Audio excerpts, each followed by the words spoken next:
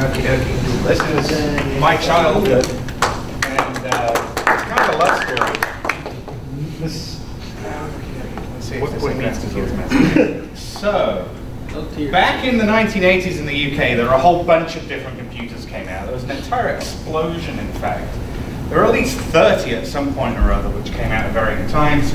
This one, Mike tried to show you earlier, that is not a vent at the back, those are just black stripes. And all these came out in the very early 80s.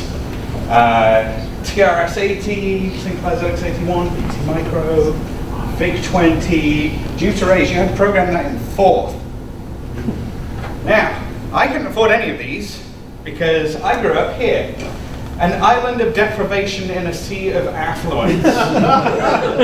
So my parents were poor. My dad worked in a print shop, eventually working for Kellogg's. My mom was raising a family of four kids, that is. I was the oldest.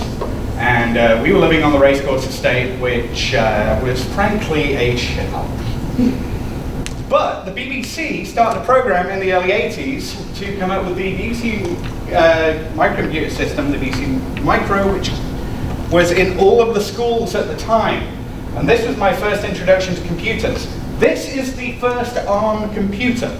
This was made by Acorn, which eventually became Acorn Research Machines, which eventually became Advanced Risk Machines, I think.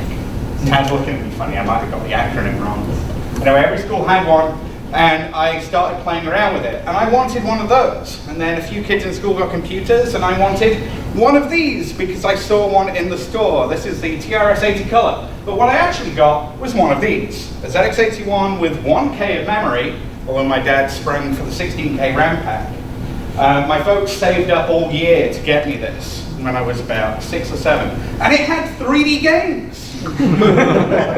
You actually had to use the CPU to generate the display. My next computer was a Commodore 16. And I got that a couple of years later. 16K memory, 16 colors, it was awesome, it had sound. And I looked through the user manual and realized that it was used, it was secondhand, but that was okay because my folks were poor. So somebody had gone through, done all the exercises, then erased them out of the book, and then my folks gave it to me as a present. And that was great. It was the way I learned. Except I was wrong. I didn't figure this out until I was 22, and this is the love story part of this. This is my dad. He's there with my youngest brother, Richard, helping him do his homework. It wasn't a used computer. My dad had gone through every single exercise in the book, one by one, making sure that he did all of them in pencil, and then erased them all and sat back to wait and see if I needed any help. And he spent months on it. And it ends up that I didn't.